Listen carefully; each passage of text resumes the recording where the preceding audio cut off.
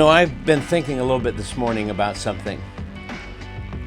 Recently, we've been talking a lot about building bridges and establishing common ground. Recently, we talked about holy envy. And I just think it's important that you and I all know that there are real consequences and real challenges to being a person who shares their faith in a conversational way, a dialogical way, and not by arguing and debating. It's wonderful when you build a bridge and you can see the walls of a person who believes differently come down, and you can create a friendship and unique opportunities open up for you to share your faith with someone else. But I just want to ask you guys a question. Do you understand there are consequences to being a person of dialogue? Are you ready to meet those consequences and face those consequences?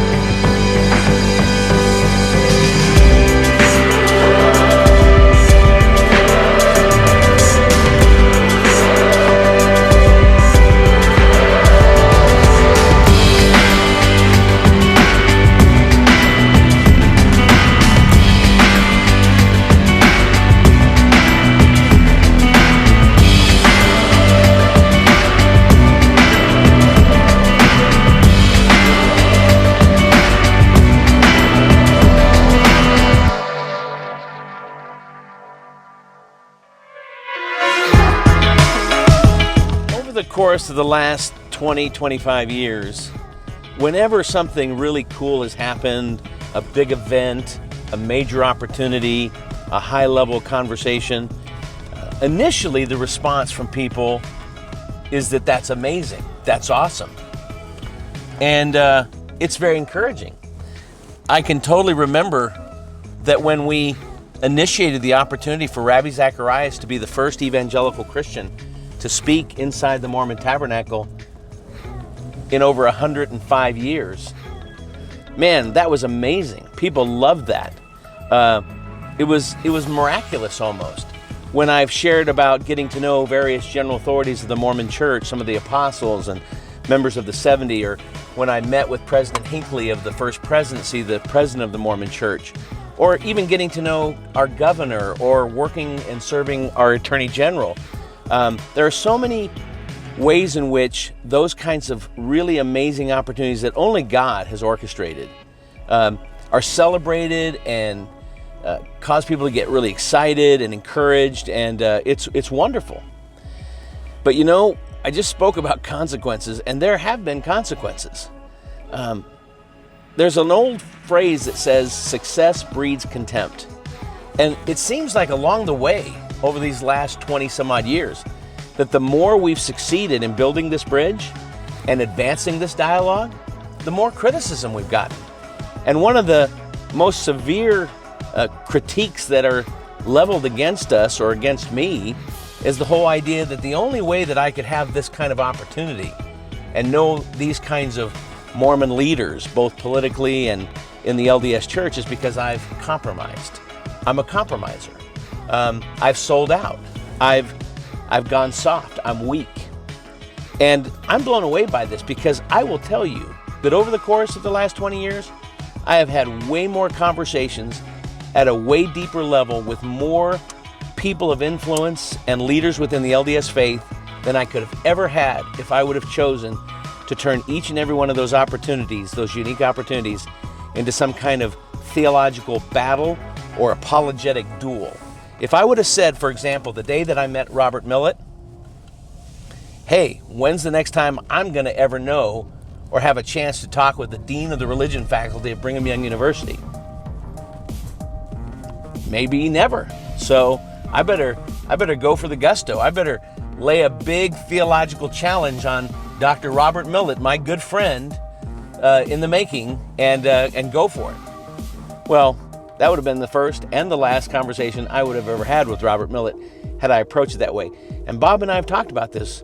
Because we were interested in making a friend and having a friendship and not just a theological argument, so much more has happened over the course of our friendship and over the course of the last 20 years.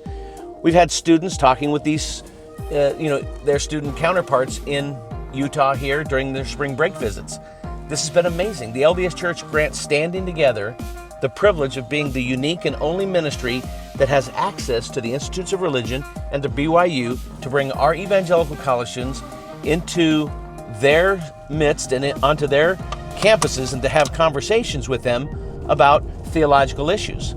And all of these kinds of things, Ravi, Nick Vujicic, speaking at the Tabernacle as well, all of these amazing experiences, bringing in people like Dr. George Wood of the Assemblies of God, or Ravi Zacharias, or Nick, or various evangelical scholars who have met with some of these LDS leaders. All of that has been built and advanced because of our theological bridge and because of our relationship building.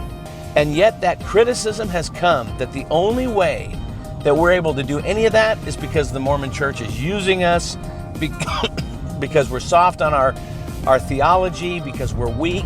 I even had one guy say one time on the internet that I was a paid employee of the Church of Jesus Christ of Latter-day Saints. That's nonsense. But that's part of the deal. If you're going to be involved in dialogue, you got to be willing to face the consequences of critiques, not from the opposing side, but from fellow evangelical Christians who don't think you're doing enough to be bold for Jesus.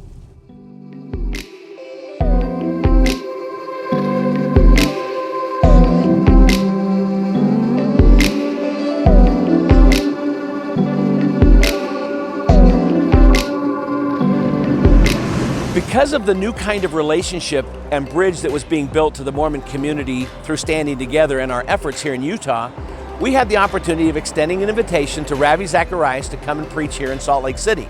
And I wrote a letter to then President Gordon B. Hinckley of the Church of Jesus Christ of Latter-day Saints to see if there was any way if Ravi could speak inside the tabernacle on Temple Square. And amazingly, I was blown away, but he granted permission for that to happen. And it was an amazing night. Ravi will say that to this very day, that it was one of the most remarkable preaching experiences he's ever had. Michael Card brought the music, the great Christian singer. Over 6,000 people were inside the tabernacle. We think over 1,000 people were inside the assembly hall. Over 1 million people have viewed that night on YouTube as of right now. And all of that was an amazing experience of God opening up a door through this new kind of dialogue, building common ground, fostering a new kind of friendship based in love and respect. And it was an amazing night. But you know what?